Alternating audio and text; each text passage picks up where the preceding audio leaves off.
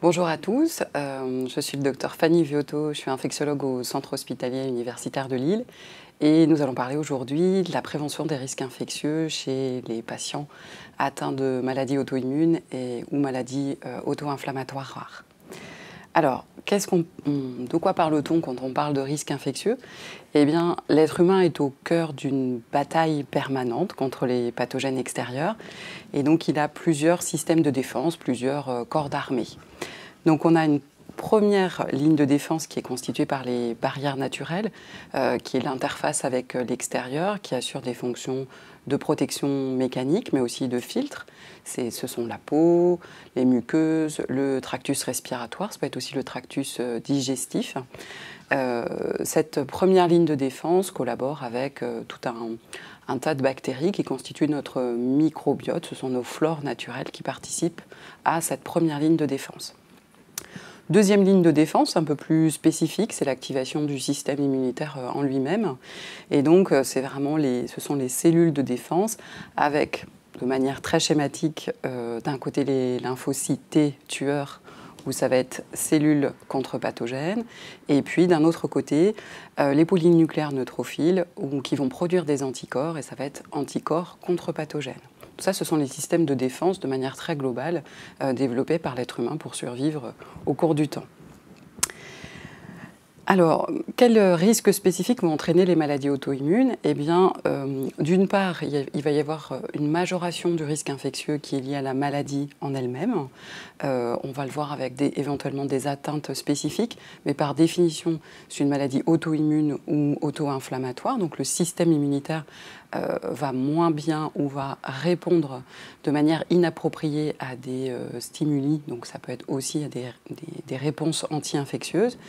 Et d'autre part, pour traiter ces maladies auto-immunes ou auto-inflammatoires, il va y avoir tout un tas par définition, de traitements immunosuppresseurs. Ce sont les corticoïdes, le méthotrexate, les biothérapies, le Celcept, etc., qui vont, elles aussi, déprimer la réponse immunitaire pour calmer l'activité de la maladie, mais pour aussi avoir une moindre réponse envers les pathogènes.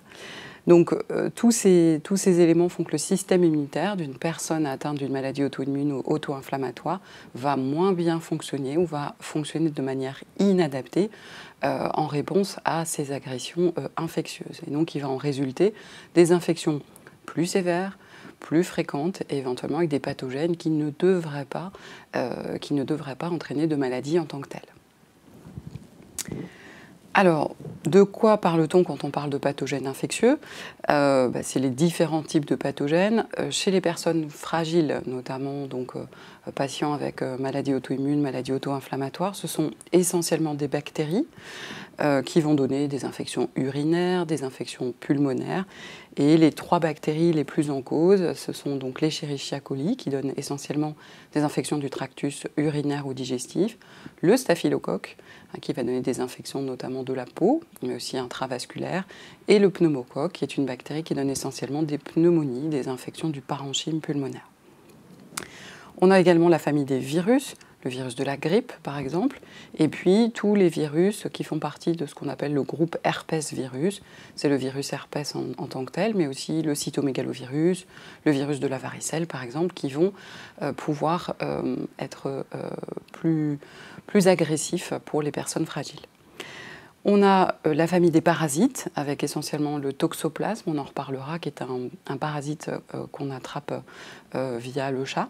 Et puis, ça va être les parasitoses qu'on dit intestinales, l'amibe en particulier, si vous êtes allé dans des régions à risque pour attraper ce type de parasite. Enfin, il y a la famille des champignons, et on va dire le principal chef de file des champignons, ça va être le candida, qui va donner des mycoses de la peau, des plis, mais aussi éventuellement des infections invasives, endovasculaires, etc. Le mode de transmission de ces différents pathogènes, c'est essentiellement de personne à personne. C'est le cas pour énormément de virus, pour un certain nombre de bactéries. Ça peut être aussi via les aliments, via l'environnement, les surfaces, via les animaux, ou ça peut être un autre mécanisme, c'est-à-dire que c'est le réveil d'un micro-organisme endormi par le fait que les défenses immunitaires sont abaissées au-dessous du seuil normal. Donc c'est un autre type de mécanisme. Mais l'essentiel de la transmission sont faits quand même de personne à personne. Il y a des risques spécifiques en fonction du type de maladie auto-immune ou auto-inflammatoire. J'ai pris pour exemple la sclérodermie systémique. Dans cette affection, vous avez des atteintes d'organes particulières qui vont exposer à des risques particuliers. Par exemple, vous pouvez avoir une atteinte respiratoire de la structure de l'arbre respiratoire qui se traduit par ce qu'on appelle une pneumonie interstitielle diffuse. C'est une atteinte inflammatoire de l'interstitium entre les cellules. Ça va aboutir à des phénomènes de fibrose, à des phénomènes éventuellement d'hypertension artérielle pulmonaire. Et ça, c'est le terrain de jeu privilégié pour les virus et, dans moindre part, les bactéries. Donc ça va entraîner, sur ce terrain-là, une simple infection virale peut entraîner une décompensation respiratoire et puis des surinfections en cascade qui vont aboutir à des hospitalisations, à des décompensations. Et éventuellement, on va le voir, à des décompensations également de la maladie en cause. Dans la sclérodermie systémique, vous pouvez avoir des atteintes cutanées, qui sont ce qu'on appelle des ulcérations, des ulcères, qui vont être de manière privilégiée sur les doigts, et vous avez des ulcères digitaux, et ça, c'est des portes d'entrée privilégiées pour tout ce qui est bactéries de la flore cutanée, qui peuvent pénétrer dans des zones où elles n'ont pas normalement accès. Vous avez vraiment une atteinte des barrières non spécifiques qu'on a vues, du revêtement cutané, qui est vraiment des fonctions barrières. Vous pouvez avoir à ce moment-là des infections superficielles et puis, lorsque la bactérie va un petit peu plus loin que l'ulcère et plus profond, des atteintes de l'articulation ou de l'os en regard avec des infections difficiles à traiter. Les problématiques infectieuses, c'est fréquent chez les personnes plus fragiles. C'est environ un patient sur 3 qui va être concerné au cours de sa vie. Et c'est la deuxième cause d'hospitalisation après la maladie en elle-même, donc c'est quelque chose de fréquent. C'est souvent des infections respiratoires et c'est souvent des infections graves à cause de la maladie sous-jacente, à cause des traitements immunosuppresseurs, à cause des difficultés diagnostiques que ça peut entraîner, puisque si on veut faire une radiographie, par exemple, des poumons pour voir un type d'infection, en fait, la radiographie, elle est déjà anormale à cause de la pathologie. Donc ce sont des infections qui sont aussi plus difficiles à diagnostiquer. D'autre part, ce risque infectieux, je vous ai dit, donc, la maladie auto-immune et les traitements immunosuppresseurs vont altérer les réponses du système immunitaire, ce qui va entraîner une infection. L'infection en elle-même, une fois qu'il y a une infection par le virus de la grippe, par un pneumocoque, par un zona, un virus du groupe herpès, etc., l'infection en elle-même peut également faire décompenser la maladie. Ça veut dire qu'on peut faire une poussée de lupus, par exemple, suite à une infection, on peut décompenser une sclérodermie, on peut décompenser toutes les maladies, l'équilibre des forces en présence est modifié, et donc ça va pouvoir entraîner une décompensation, une poussée de la maladie auto-immune ou auto-inflammatoire. Tous ces éléments font qu'on a très à cœur de mettre en place des mesures de protection, des mesures de prévention autour d'un patient fragile pour tout ce qui est risque infectieux. Et il va y avoir une combinaison de plusieurs stratégies, vous allez voir, en termes d'hygiène globale, en termes de vaccination, en termes de prophylaxie médicamenteuse, en termes d'éducation, de mise en réseau. Tout ça, c'est pour protéger les patients plus fragiles de ces risques infectieux. Alors, les premières choses à mettre en place, c'est des choses extrêmement simples qui peuvent paraître rustiques et rudimentaires, mais qui sont très importantes. La première chose, c'est des règles d'hygiène de vie, des règles de bon usage, on va dire. Donc la première chose, c'est effectivement prendre des habitudes de lavage de mains. On a vu qu'il y avait énormément de pathogènes qui étaient transmissibles personne à personne. Ça peut être aussi par le contact. Ça permet d'éviter, donc un lavage des mains permet d'éviter la transmission d'un micro-organisme. C'est des choses simples, c'est se laver les mains quand on est allé aux toilettes, se laver les mains avant de déjeuner, des choses très simples. Parfois les patients me demandent la solution hydroalcoolique. Alors oui, ça peut être Ça peut être une utilisation lorsqu'on est en déplacement, par exemple, etc. Mais ça n'est pas adapté sur des mains qui sont souillées. C'est-à-dire, la solution hydroalcoolique, ce n'est pas une solution pour se laver les mains. Hein. C'est efficace sur des mains propres, hein, sur des mains où il n'y a pas de résidus. Alors, ça ne sert à rien de mettre de la solution hydroalcoolique quand on vient de manger une orange, par exemple. Hein. Donc, ça n'est qu'une solution, pour des situations où on ne peut absolument pas, voilà, vous êtes dans le train, etc. Mais c'est une situation qui doit être ponctuelle. Alors, éviter les personnes malades qui toussent, etc., ça c'est difficile, mais ça veut dire effectivement que votre petite nièce qui a une bronchite, qui tousse et qui crache, il faut éviter de la prendre sur les genoux et de lui faire plein de bisous. Bon, c'est vraiment essayer de vous dire vous êtes plus fragile envers notamment tous les virus à transmission respiratoire pour les périodes hivernales. Donc il faut essayer de limiter les contacts avec les personnes malades. Si vous devez visiter quelqu'un à l'hôpital, il faut plutôt mettre un masque. Des choses assez simples pour éviter la transmission de ces agents pathogènes par voie respiratoire.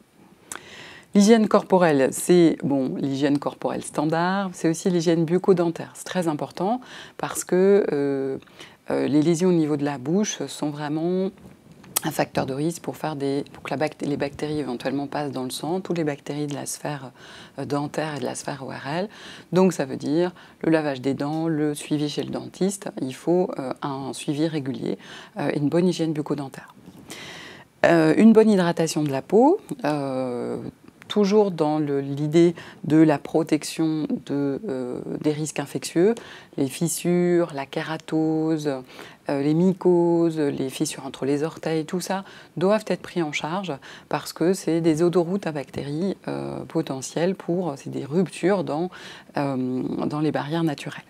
La pédicure si besoin, hein, il faut s'occuper de ses ongles, il ne faut pas laisser des ongles incarnés, des ongles cassants, etc.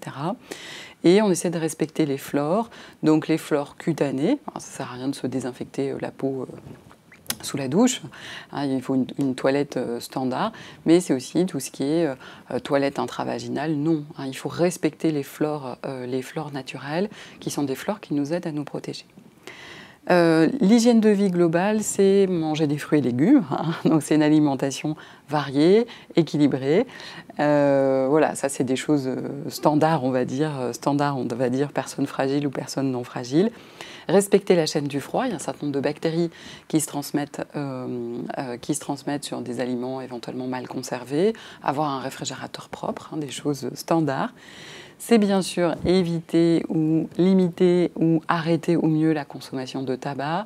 Le tabac est un toxique en tant que tel qui va altérer les réponses immunitaires, notamment au niveau respiratoire, mais aussi au niveau de la peau. Ça va donner éventuellement des ulcérations, des troubles au niveau de la vascularisation. Tout ça, c'est pareil, ce sont des facteurs de risque pour des infections respiratoires, des infections cutanées, et ça va donner aussi des troubles de cicatrisation. Donc dès qu'il y a une plaie, des choses comme ça, le tabac est votre meilleur ennemi. Et puis, il faut une activité physique adaptée. Il faut essayer de garder une activité physique qui est en rapport avec vos capacités, bien sûr, mais ça peut être du marathon jusque si vous êtes alité, conserver de la mobilité musculaire, etc. Donc, il faut essayer d'avoir une activité physique, c'est bon pour les défenses, c'est bon pour l'équilibre corporel. Bon, voilà, des mesures très très simples. Au centre, il y a le patient fragile et tout autour, il va falloir organiser un réseau de soins, un circuit de soins pour justement être en alerte et bien gérer le risque infectieux, les décompensations, etc. Donc ça veut dire l'éducation du patient en tant que tel, bien connaître les signes d'alerte infectieux qui doivent faire amener à consulter. C'est la fièvre, les symptômes qui évoquent une infection, la toux, le fait d'être essoufflé de manière inhabituelle, les boutons sur la peau quand il y a une éruption inhabituelle, les diarrhées, les brûlures urinaires, tout ça c'est des signes qui doivent faire alerter, qui doivent faire consulter rapidement. Un patient sous immunosuppresseur doit consulter plus vite son médecin traitant ou son circuit de soins. Donc ça veut dire qu'il faut avoir un médecin traitant qui vous reçoive. Il faut avoir un circuit qui marche autour de soi, un circuit d'accès aux soins qui marche. Donc c'est tout un réseau, le médecin traitant, le spécialiste qui vous prend en charge bien sûr, ça peut être aussi votre infirmière, votre laboratoire aussi, votre pharmacien. Donc il y a tout un réseau qui doit se créer avec des professionnels réactifs, des professionnels qui sont habitués à vous prendre en charge, qui connaissent votre pathologie, les risques infectieux spécifiques éventuellement, les examens spécifiques éventuellement. C'est des professionnels aussi qui eux-mêmes doivent vous protéger, donc doivent se faire vacciner en particulier pour la grippe, normalement, qui doivent, dans une optique de vous protéger, qui si eux-mêmes sont malades, doivent porter un masque. Si je reçois quelqu'un en consultation et que j'ai une rhinopharyngite, je vais porter un masque tout le temps de ma consultation. Et puis, il y a tout l'entourage du patient qui doit aussi bien connaître la maladie, savoir expliquer, savoir connaître les signes d'alerte et puis également se vacciner, se protéger quand il est malade, etc. Voilà, donc c'est vraiment au cœur d'un circuit de soins. Autre stratégie qui est bien sûr combinée avec tout le reste, c'est la vaccination. Alors, c'est quoi le principe de la vaccination? Le principe de la vaccination, c'est quelque chose de très simple, c'est on entraîne le système immunitaire.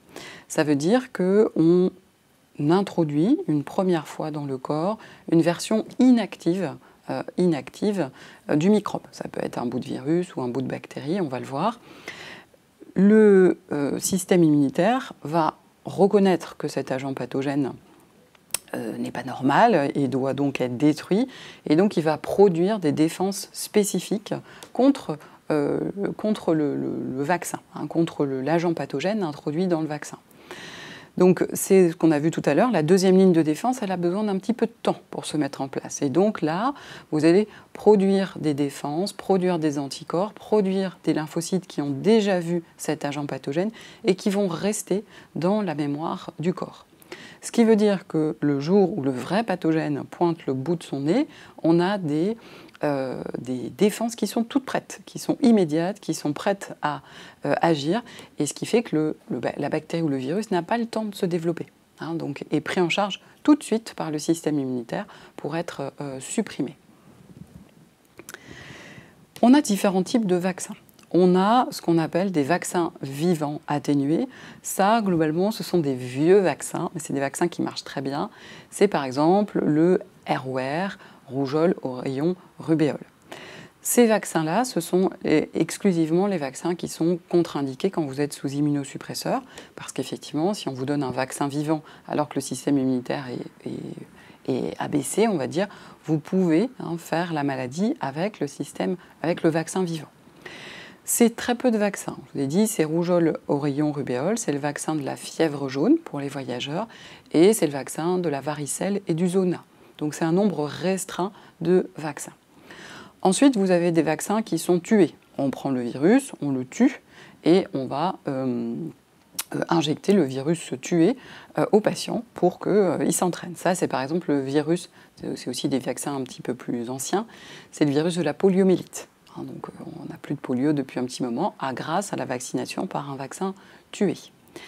Ensuite, on a un vaccin, ce qu'on appelle en sous-unité. Ça, c'est on prend le virus, on le découpe. Donc il est mort, le virus, il ne peut plus rien faire là. On le découpe et on injecte un bout du vaccin, un bout du virus au patient. Donc ça, c'est le cas du virus de la grippe. Donc, on ne peut absolument pas attraper la grippe par le vaccin. Ça, c'est scientifiquement impossible. On a découpé le bout de virus. Et puis, vous avez des vaccins où on conjugue, c'est-à-dire on fait une espèce de réplique du virus ou de la bactérie. C'est par exemple le vaccin contre le méningocoque, la méningite. Donc, on a différents types de vaccins avec des indications, des schémas de rappel qui sont différents en fonction de est-ce que votre mémoire a besoin d'être éduquée souvent ou pas souvent, etc. Alors, pour les recommandations, qu'est-ce qui est recommandé? On a des recommandations en population générale. Donc, pour un patient qui n'a pas de pathologie particulière, hein, c'est le patient tout venant, on a des recommandations avec un calendrier vaccinal qui dit vous devez avoir un vaccin diphtérie, tétanos, polio à 25, 45, 65 ans, etc. Et puis, on a des recommandations en population particulière. Les populations particulières, c'est les populations qui ont des risques particuliers d'agents infectieux contre lesquels il faut les protéger. C'est le cas pour les patients avec des maladies auto-immunes et auto-inflammatoires. On a ce qu'on appelle des recommandations faites par le Haut Conseil de santé publique sur la vaccination des personnes immunodéprimées. Hein, donc globalement, c'est les personnes avec des maladies auto-inflammatoires, des personnes qui ont de la chimiothérapie, les personnes qui ont plus de rate, les personnes qui sont transplantées d'organes, toutes les personnes qui vont avoir un système immunitaire abaissé. Alors, les principes, quand est-ce qu'on vaccine? On vaccine en dehors d'une poussée. On considère que quand on est en poussée de la maladie, c'est que le système immunitaire est on va dire en feu d'artifice. Hein, donc ce n'est pas le bon moment pour vacciner parce qu'on veut une réponse immunitaire solide, mémoire, voilà. Donc ce n'est pas le bon moment pour vacciner. Ce n'est pas que le vaccin va entraîner une modification de la poussée, c'est juste que la réponse au vaccin risque d'être moins bonne si on vaccine en poussée. Alors qu'on veut, ce n'est pas du tout l'objectif. Donc on essaie de vacciner en période stable quand globalement le patient va bien et équilibré, stable. La seule contre-indication au vaccin, si vous êtes sous immunosuppresseur, bon, en dehors des choses exotiques, l'allergie à l'œuf, des choses comme ça, c'est les vaccins vivants. Je vous ai dit tout à l'heure, rougeole, fièvre jaune et varicelle zona, ce sont des vaccins vivants atténués, donc pas de ces vaccinations chez la personne immunodéprimée. En dehors de ça, il n'y a pas de contre-indication pour raison de transmission de maladies aux autres types de vaccins. Plus la personne est fragile, plus l'intérêt de la vaccination est important. C'est-à-dire que plus on est fragile, immunodéprimé, en poussée, etc., plus on est fragile par rapport aux pathogènes. Et donc, il faut se vacciner. Voilà. Plus on est âgé, plus on est fragilisé, plus il faut se vacciner. Et il n'y a pas de risque de déclencher une poussée de la maladie par un vaccin. Le vaccin, il agit uniquement sur les défenses spécifiques contre le pathogène que vous injectez. Donc il n'agit absolument pas sur toute la cascade du système immunitaire qui est impliquée dans une poussée d'une maladie auto-immune, etc. Donc on ne déclenchera pas une poussée par le vaccin. Alors, vous voyez des calendriers de ce type, avec Vaccination Êtes-vous à jour, qui est remis à jour tous les ans, avec le calendrier classique, diphtérie, tétanos, polio. Comme on considère que les patients immunodéprimés sont plus fragiles, au lieu de faire des rappels tous les 20 ans, on va faire des rappels tous les 10 ans, parce que le système immunitaire est inadapté, on va dire, et donc on considère que la mémoire va durer moins longtemps. Donc on rapproche les rappels des vaccins dits classiques. Les recommandations spéciales pour les personnes fragiles, on va en parler un petit peu, c'est la vaccination antigrippale tous les ans, c'est la vaccination contre le pneumocoque, les pneumonies à pneumocoque. Je vous ai dit, le pneumocoque, c'est une des bactéries les plus fréquentes impliquées dans les complications infectieuses. Et puis, en fonction des traitements, il peut y avoir d'autres vaccins qu'on peut proposer. La vaccination, c'est pour éviter une infection grave, une hospitalisation et une décompensation, une poussée de la maladie, puisque l'infection va entraîner un sur-risque de poussée, de décompensation. Alors, si on regarde un petit peu pour le pneumocoque, bactérie respiratoire, c'est la bactérie pour laquelle on vaccine les enfants. C'est la bactérie qui donne des pneumonies, des otites, des méningites. Ça donne vraiment l'essentiel chez l'adulte, c'est plutôt des pneumonies, donc c'est des infections du parenchyme pulmonaire. Et vous le voyez, l'immunodépression majore le risque, alors c'est des statistiques, mais majore le risque entre 23 à 48 fois plus de risque d'avoir une pneumonie à pneumocoque. Une pneumonie à pneumocoque, ça veut dire une hospitalisation, ça veut dire une pneumonie éventuellement grave, voire de la réanimation, ça veut dire de l'oxygène et ça veut dire des conséquences sur la vie du patient. Les schémas de vaccination, on a 2 vaccins. deux vaccins qu'il faut combiner avec des intervalles particuliers. Pourquoi? On a un premier vaccin qui a, on va dire, qui protège contre 13 types de pneumocoques, puisque vous avez plusieurs sérotypes qui circulent, qui est un vaccin qui va induire une mémoire très puissante. Donc c'est très intéressant, mais on complète par un deuxième vaccin qui a 23 sérotypes, qui a plus de sérotypes, mais qui a une mémoire qui est moins importante. Donc on veut à la fois une réponse avec une mémoire solide et le plus de sérotypes possible pour vacciner, en tout cas le plus de sérotypes qui circulent. Donc on combine ces deux vaccins, une injection avec 13 sérotypes, une injection avec 23 sérotypes à 8 semaines d'intervalle, pour avoir la réponse optimale possible le jour où vous rencontrez un pneumocoque par mégarde. Alors, la grippe. La vaccination grippe, c'est plus compliqué parce qu'il faut se vacciner tous les ans et que le vaccin n'a pas une protection optimale. Pourquoi? Alors, quels sont les risques attachés à la grippe? La grippe, c'est surtout le risque, donc il y a le risque de grippe grave qui existe, mais surtout la grippe va faire décompenser la maladie. Donc les patients sont hospitalisés sur des poussées de la maladie et sur des surinfections, notamment à pneumocoque, sur des surinfections bactériennes. Pourquoi? La grippe, c'est un virus qui va décaper la surface des cellules respiratoires, c'est-à-dire que ça enlève tous les petits cils, tous les systèmes de défense, toutes les choses qui font que d'habitude la bactérie est éliminée. Donc il y a la grippe, on est malade 2-3 jours, et derrière on rencontre un pneumocoque, et le pneumocoque il trouve un terrain de jeu magnifique pour lui, et tout de suite il rentre dans la cellule parce que la cellule est déjà altérée, déjà abîmée.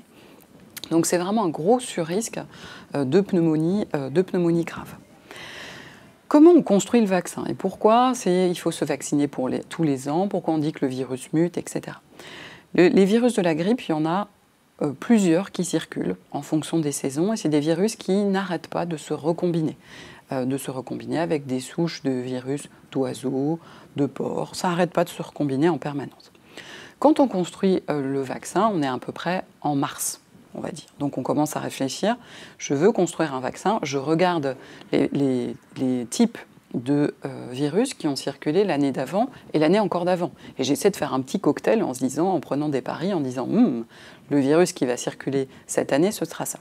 Je fabrique mon vaccin de mars à septembre, et en septembre, j'ai mon vaccin.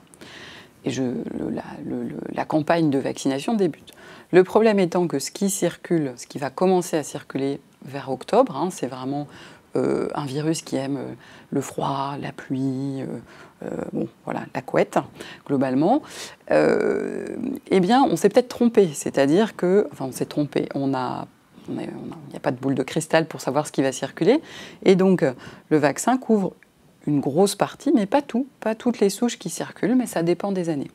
Ce qui explique qu'il y a environ 60 à 70% d'efficacité, et ce qui explique qu'il faut se revacciner tous les ans parce que les souches qui circulent ne sont pas les mêmes et que le virus s'est recombiné en permanence. Pour autant, quand vous êtes vacciné pour la grippe et que vous faites la grippe, vous faites une grippe qui est moins sévère parce que la protection, elle est pas à 100%, mais vous êtes quand même un petit peu protégé. Et donc, vous faites une grippe moins grave, avec moins de surinfection, moins d'hospitalisation. Donc, c'est pour ça que la vaccination antigrippale doit être faite chaque année et que oui, on peut faire la grippe même quand on a fait le vaccin. Pour autant, le vaccin de la grippe ne peut pas donner la grippe. Ça, c'est scientifiquement impossible. C'est un vaccin, vous l'avez vu tout à l'heure, inerte, découpé. Mais ça correspond souvent à une période où il y a beaucoup de ce qu'on appelle des virus respiratoires qui circulent, qui sont à l'origine de syndromes pseudo-grippaux. Donc on fait de la fièvre, on n'est pas bien, on a des courbatures pendant 2-3 jours. Et ça, c'est pas forcément la grippe. On a beaucoup de virus qui circulent, qui peuvent donner ce type de tableau. Dans une optique de on protège le patient fragile, on essaie de vacciner l'entourage et on essaie de vacciner les personnels de santé pour protéger les personnes fragiles à son contact. Une petite précision, il n'y a aucune protection spécifique de l'homéopathie. Ce qui est vendu comme étant un vaccin homéopathique, c'est à peu près la même efficacité que prendre de la gelée royale. C'est-à-dire que ça peut contribuer à vos défenses de manière globale, mais ça n'a aucune protection spécifique contre la grippe, contre le virus de la grippe. Ça n'a aucun rapport.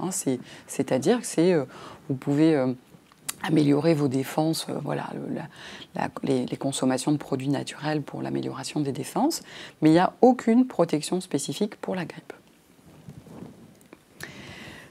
Autres stratégies, qui sont des stratégies qui vont être évaluées en fonction du type d'immunosuppresseur, de votre taux de lymphocytes circulant éventuellement, c'est la prophylaxie par médicament.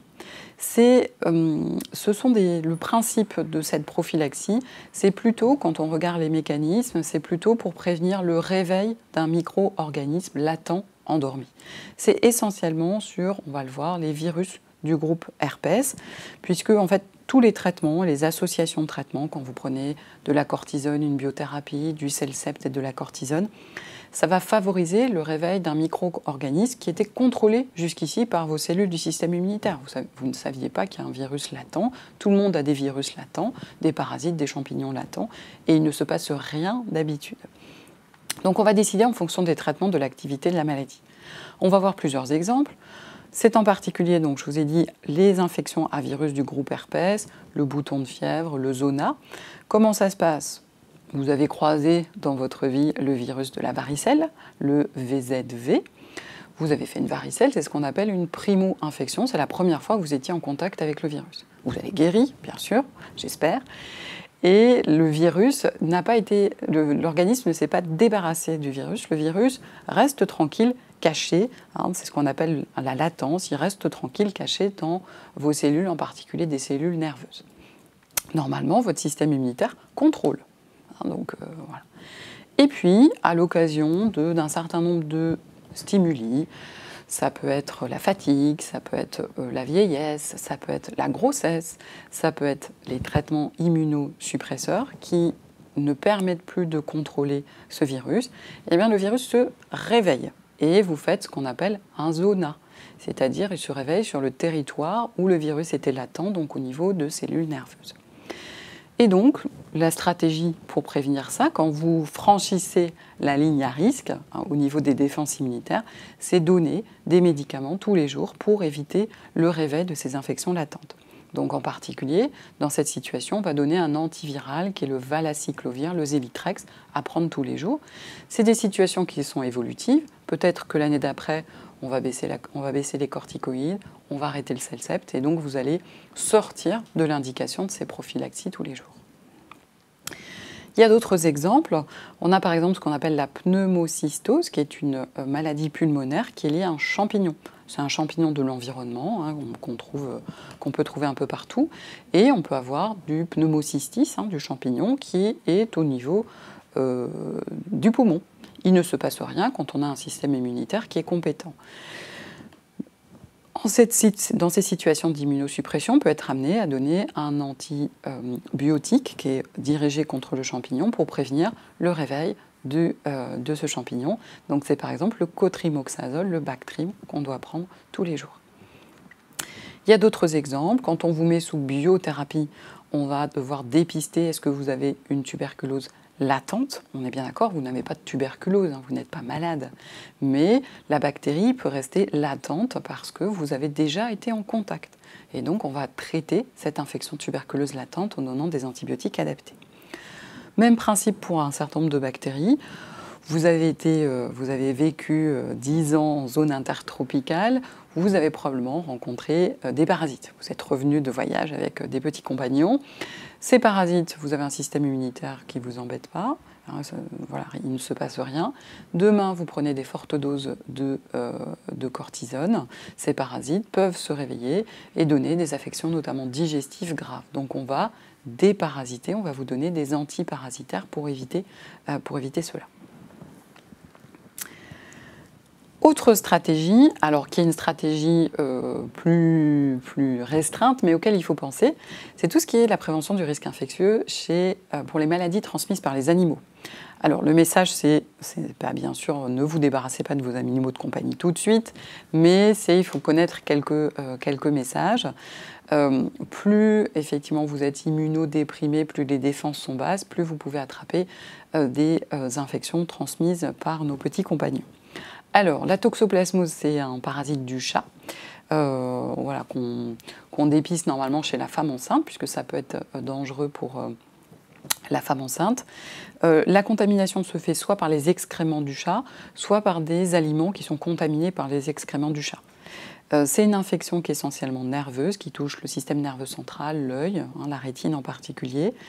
Et donc, si vous n'avez jamais croisé ce toxoplasme, il y a des petites mesures de prévention. Il faut éviter de s'occuper de la caisse du chat ou alors mettre des gants pour changer la caisse du chat. Il faut bien laver les fruits et légumes. Et si